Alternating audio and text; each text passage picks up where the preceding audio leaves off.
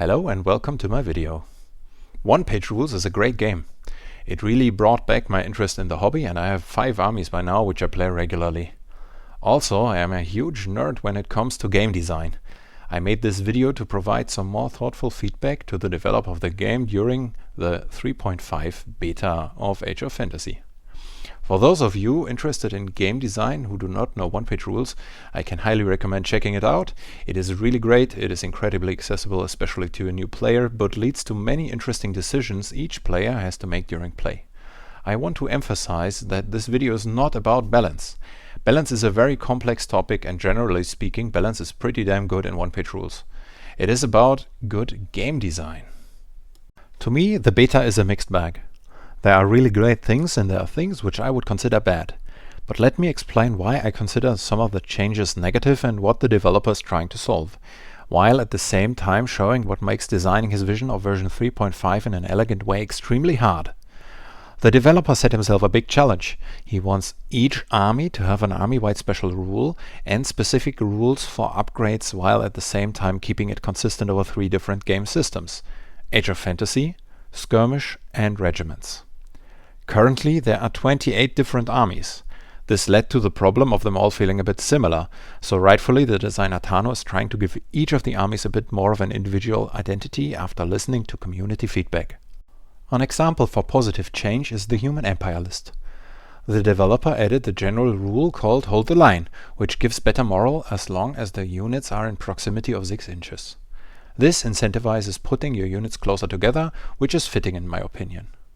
The point is, it interacts in a meaningful way, incentivizing a certain action or playstyle. Designing a game is like building an experience, and the rules you offer are the tools how your players interact in said game. So to create an interesting experience, you have to create an interesting rule. It should modify the way the player interacts with your game. And this is why Hold the Line is an okay rule to me.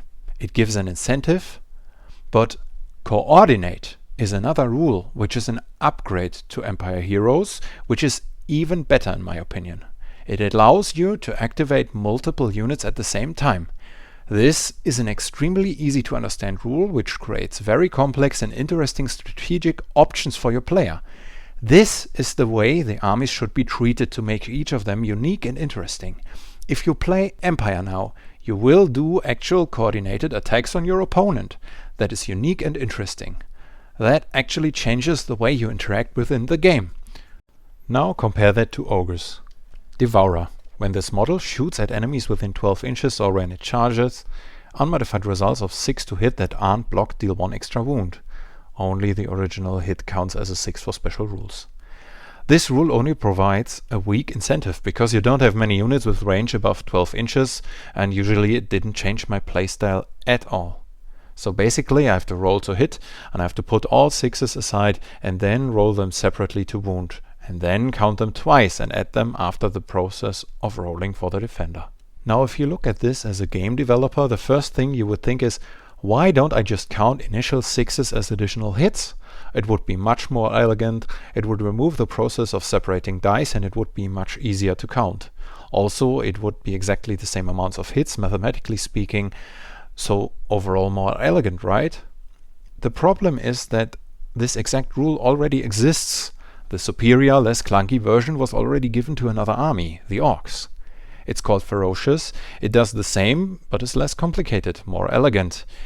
This is a result of forcing every army to have a special rule, but just making things more complicated and calling it making the army unique. This is not unique, this is a clunky afterthought that adds nothing to the army in terms of new ways of interacting with my opponent.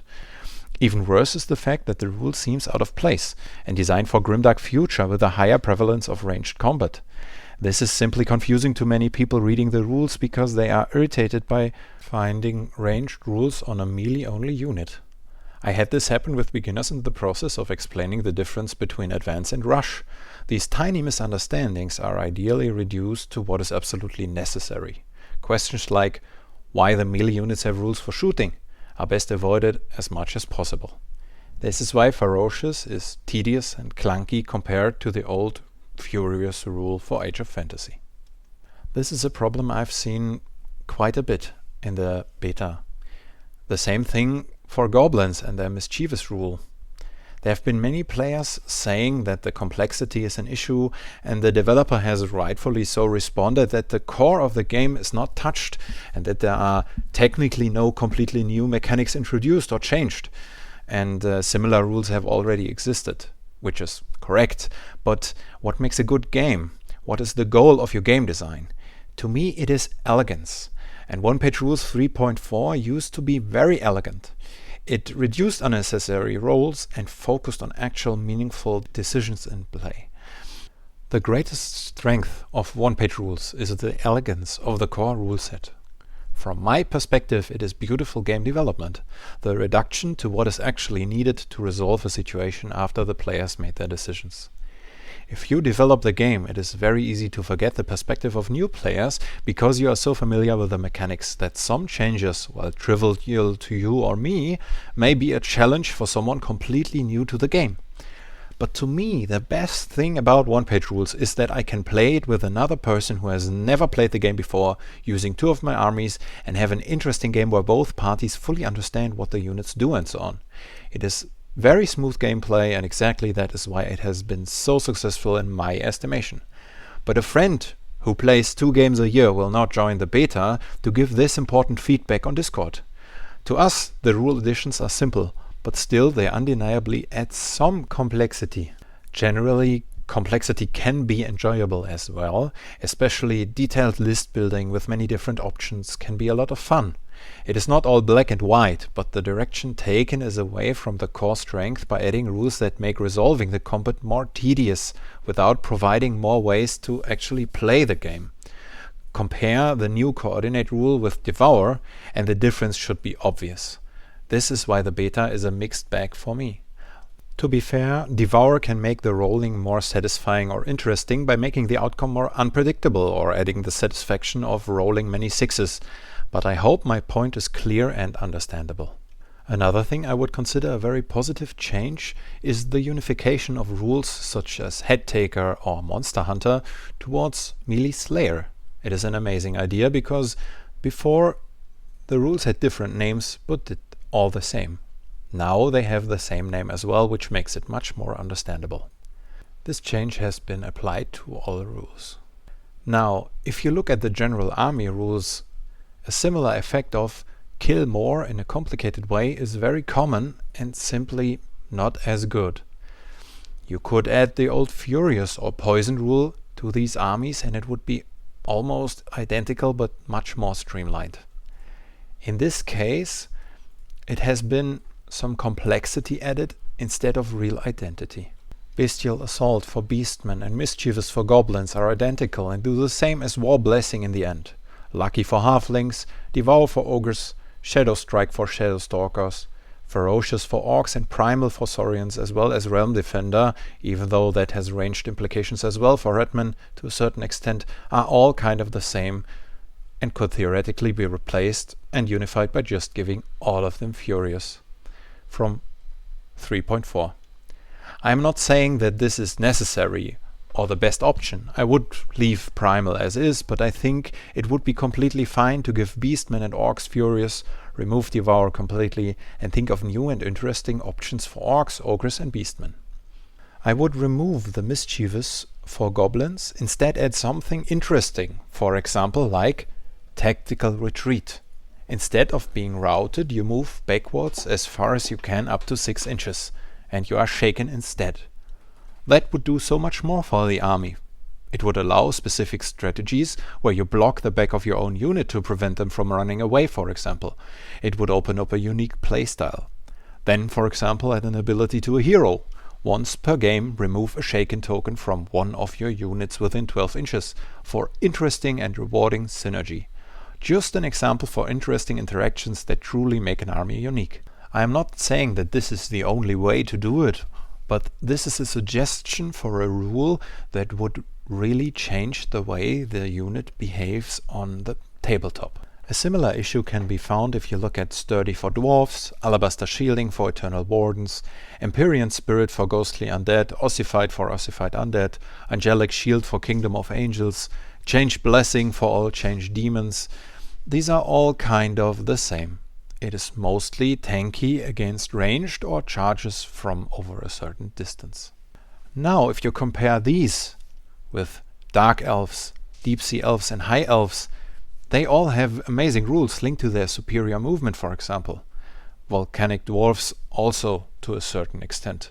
Wood Elves and Chivalrous Kingdoms have gotten meaningful upgrades as well. Their charge range and all the range on their ranged options has been increased via an army-wide rule. But in their case, an army-wide range increase is unnecessary. You could simply add the range buff to the profile of all your ranged weapons without putting in your army rule. That is just unnecessary and more complicated to provide an illusion of individuality while just adding complexity. It is especially clunky if added to units without ranged options. All units with Lust Blessing get the same effect as the army rules for the High Elves. This is also something to unify. Vinci Tech for Duchies or Buccaneer for Sky City Dwarfs do exactly the same with different names. Same goes for Vampiric Undead and the Plague Blessing. My point is, most of the army rules are directly contradicting the idea of unification of rules like, for example, Head Taker and Monster Hunter towards Melee Slayer. To a certain extent it is even worse, because having the same rule with a different name is much easier and faster to comprehend than having slightly changed versions of a rule and sometimes identical effects of a rule, all with different names. It is an insane challenge to make your rules fit different game systems like Skirmish, Rank and Flank and the regular wargame like Onepagerules does. Some rules just don't fit the careful maneuvering needed in regiments, and it shows. For example, the Havoc Warrior's Combat Veteran breaks the game up in a way that I would consider extreme by allowing a full additional activation. This may be fine in Grimdark Future or regular Age of Fantasy, but in regiments it is undermining a lot of careful positioning. For example, you can stand next to a unit in its front facing, pass it with your next move, then pivot, then reactivate with Combat Veteran and charge its back. I love this rule though, because it is simple to understand and interacts with the game in a meaningful way, but in my opinion there needs to be consistency within the different rule sets of regular, skirmish and regiments each. Instead we are limited by the idea of making them all fit.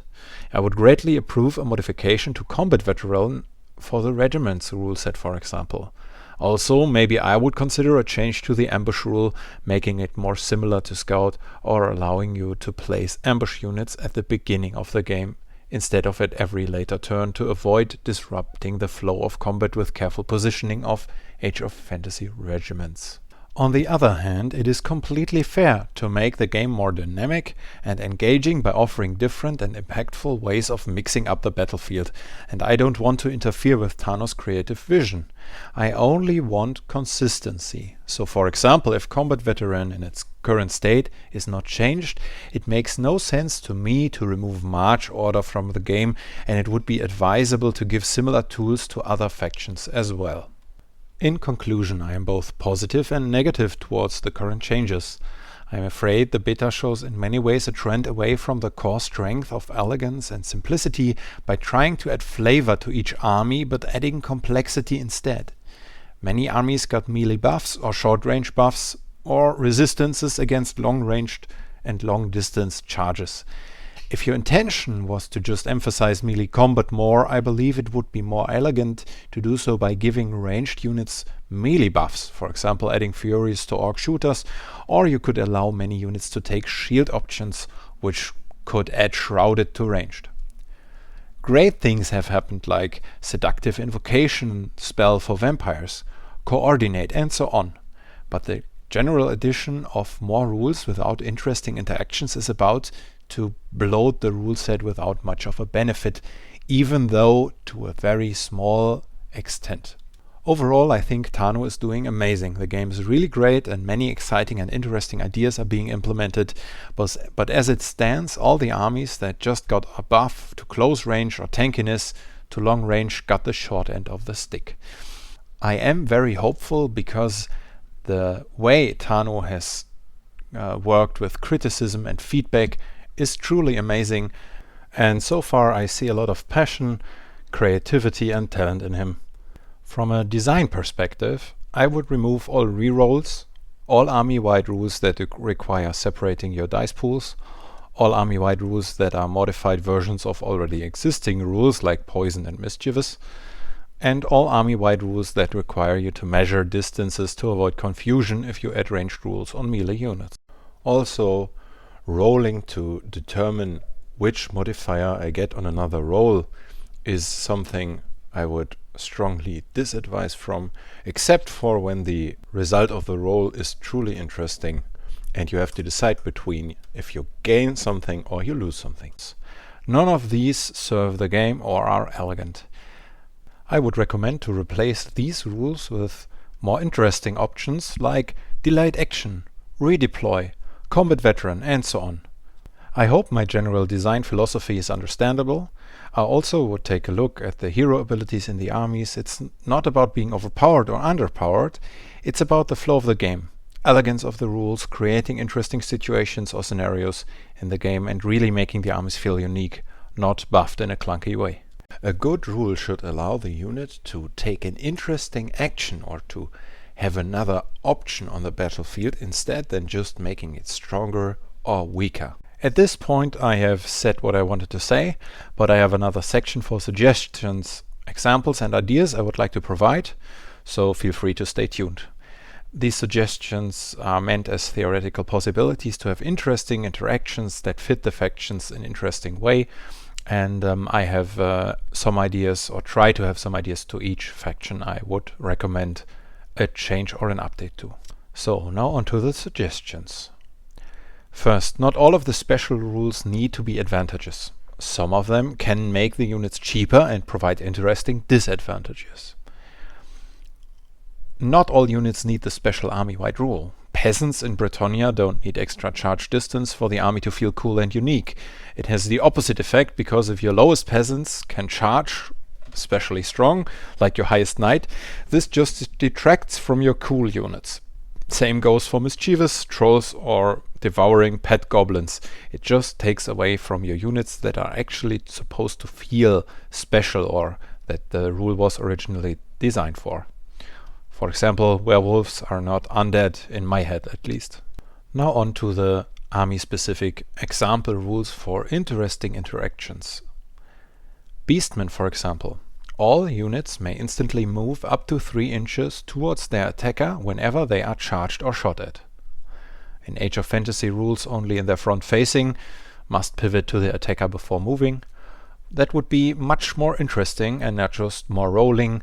Also show the very aggressive nature of the beastmen and provide them with a unique way of interacting with their opponents. No other army would be so aggressive and move towards you if you attack or charge them.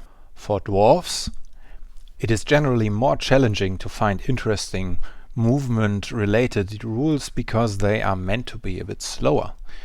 One example for a very interesting and unique ability for an army would be if they use a hold action, they get counter for the remainder of the round.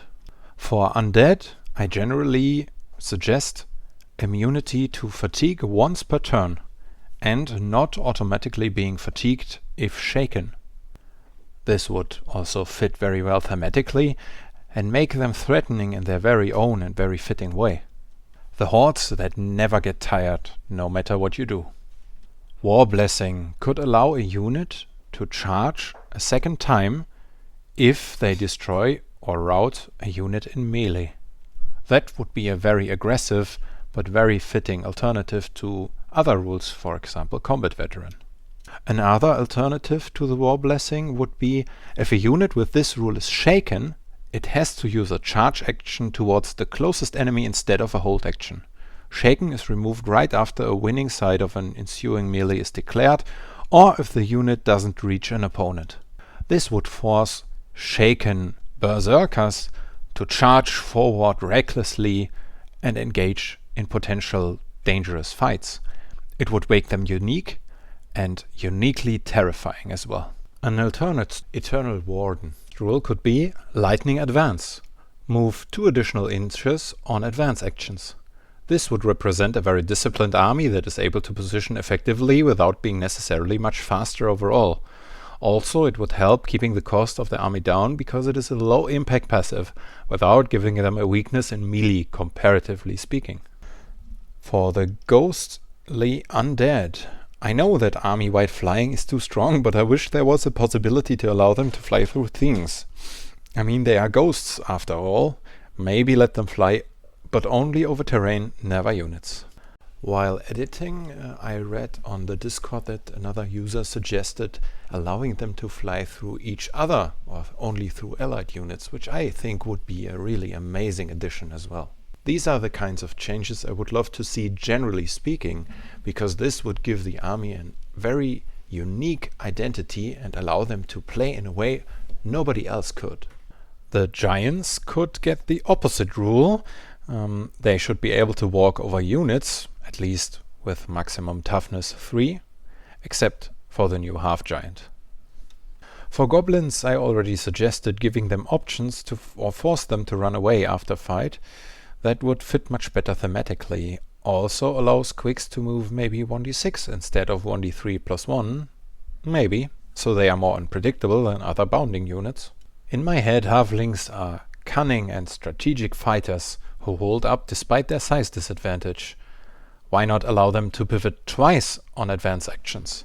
That would fit much better and allow them for more mobile, interesting maneuvers that especially make sense to their lore, as they were fighting against giants a lot.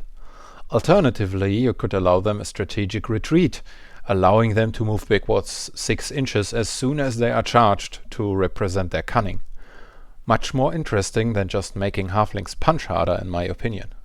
Havoc dwarves could get an updated version of Sadistic as a rule, which could allow them to take wounds in exchange for Fearless for the turn, representing executions to keep morale intact without bringing back the original undead rule. Havoc warriors, on the other hand, could get a living armor to represent their extreme resilience by removing any killed Havoc warriors after one more activation instead of at the moment they are killed. Routed units should get one more activation before being removed from the game.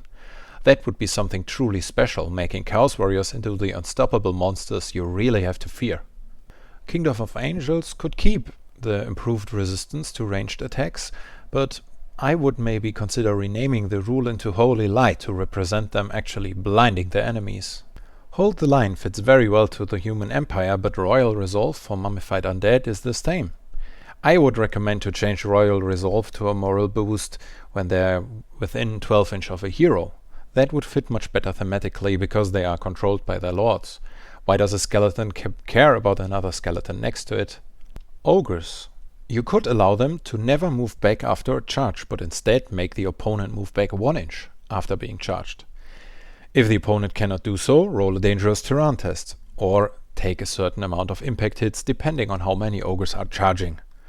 This should also keep the point cost down because it doesn't have that much of an impact, while at the same time really showing the force and power of ogres on the battlefield as they push around their opponents. This could lead to very interesting situations where ogres squish their opponents between themselves and a hard piece of terrain. Due to the limited ranged options or ranged focus, I would make the orcs furious again. In Grimdark Future, I feel the change is extremely nice, and it even has made me consider starting a Grimdark Future orc army. But due to the lack of shooting options, it feels a little bit clunky to the orcs. To make them more interesting, you could consider increasing their charge range, but that has already been done with other armies. Another option for showing how much of a horde they are and overwhelming their enemies is you could increase their melee attack range from 2 inches to 3 inches, or in Age of Fantasy regiments have them attack from the 3rd row as well. The ossified undead could, for example, get something like Unstoppable Force. The fallen ossified keep marching like the indestructible force they are despite being incapacitated. Units always count as having full rows for resolving a melee, no matter how many of them have died.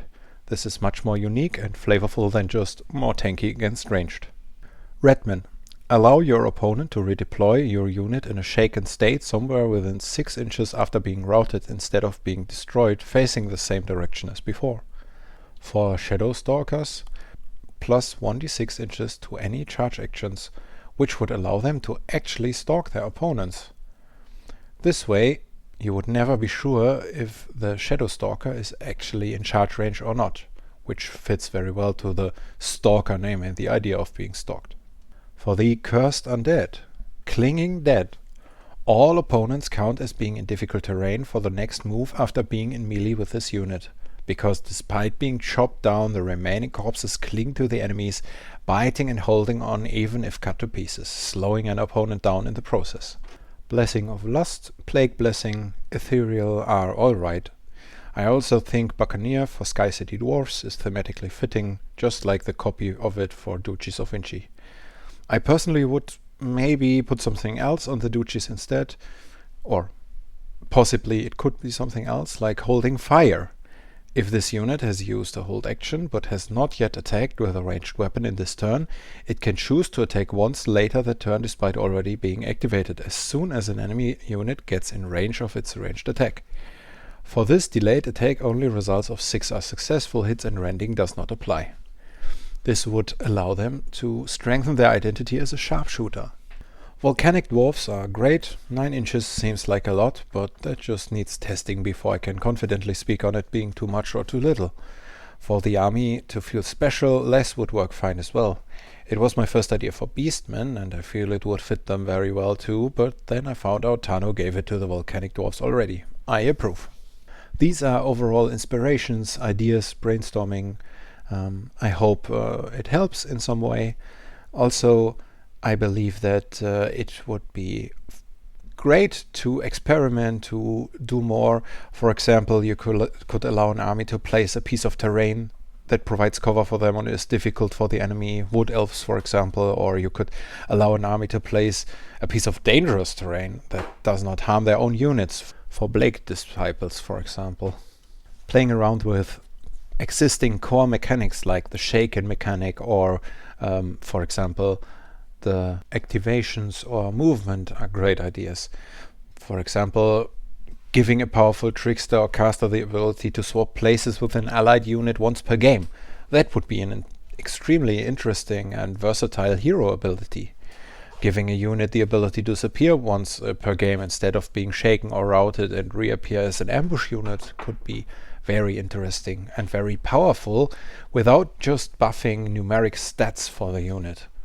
Allow units to deal damage in ways which other units cannot. For example, if a giant is killed and he falls down, allow him to attack and take revenge on his attackers the last time. That would be something special and exclusive to him, allowing him to take actions and influence the battlefield in epic and cinematic ways which are only accessible to creatures of that size and magnitude. Allow units to retreat by 5 inches every time after they charged in, to get some more distance in between them and the opponent, to represent their nimble nature and to reposition them properly. I think you did an excellent job, for example, on the Dark Elves and their harass ability. The developer gave himself the impossible task by limiting himself. He wants all those rules to be generally consistent, he wants them to be army-wide, he wants them to fit all systems, but this is a great challenge and I believe you should allow yourself some more freedom. In the end, I respect Tano's vision, but I wanted to give my input because I really enjoy playing Onepagerules and I enjoy thinking about it, designing games, or coming up with creative and interesting rules which would allow for interesting and captivating scenarios on the battlefield. I hope my feedback provides some value and I would love to bounce some ideas. I will keep being active on the Discord as far as I can. And yeah, this was fun. Thanks for listening. I hope it provided some value and thanks Onepagerules for your great work.